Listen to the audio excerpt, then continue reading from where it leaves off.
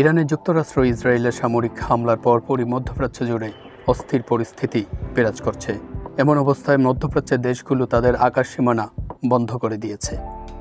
এর সরাসরি প্রভাব পড়েছে ঢাকার হযরত শাহজালাল আন্তর্জাতিক বিমানবন্দরে। বিমানবন্দর কর্তৃপক্ষের দেওয়া তথ্য মতে মধ্যপ্রাচ্যে সংঘাত শুরুর পর থেকে 4 দিনে মোট 182টি ফ্লাইট বাতিল করা হয়েছে। মধ্যপ্রাচ্যের যুদ্ধাবস্থা তৈরি হয় বাংলাদেশে বেশ কতগুলো ফ্লাইট বাতিল হওয়ায় যাত্রীরা পড়েছেন চরম দুর্ভোগে।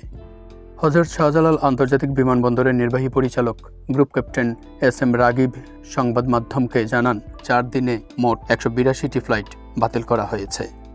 ইরান, ইরাক, কুয়েত, সংযুক্ত আরব আমিরাত, বাহরাইন, কাতার ও জর্ডানের আকাশসীমা বন্ধ করে দেয়ায় এই পরিস্থিতির সৃষ্টি হয়েছে বলে জানিয়েছে বিমানবন্দর কর্তৃপক্ষ।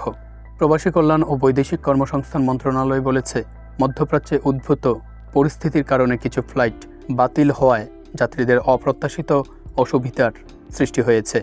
যেসব যাত্রীর ফ্লাইট বাতিল হয়েছে তাদের রাত্রিযাপনের সুবিধা দেওয়া হবে।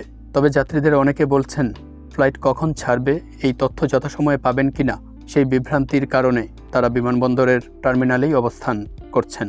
জেদ্দাগামী যাত্রী ওমর ফারুক বলেছেন, জেদ্দায় যেতে শনিবার রাতে বিমানবন্দরে আসেন তিনি, কিন্তু কখন ফ্লাইট ছেড়ে যাবে সেই বিড়ম্বনায় বিমানবন্দর ছাড়তে পারেননি। এখন পর্যন্ত আসি, কর্তৃপক্ষ নির্দেশ কোনো জানায় না, এখনো জানায় নাই আমাদের। আসলে আমরা একটা প্রিপারেশন প্রস্তুতি নিয়ে আসছি, এরপরে কখনই হবে কোনো ধরনের নিশ্চয়তা তো দিচ্ছে না, পাচ্ছি না তো।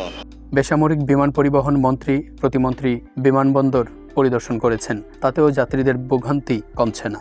যাত্রীদের অভিযোগ, পরিস্থিতির গভীরতা তারাও বুঝতে পারছেন না, কিন্তু তারা কোনো তথ্য পাচ্ছেন না। আমরা কার সঙ্গে যোগাযোগ করব তাও বুঝে উঠতে পারছি না।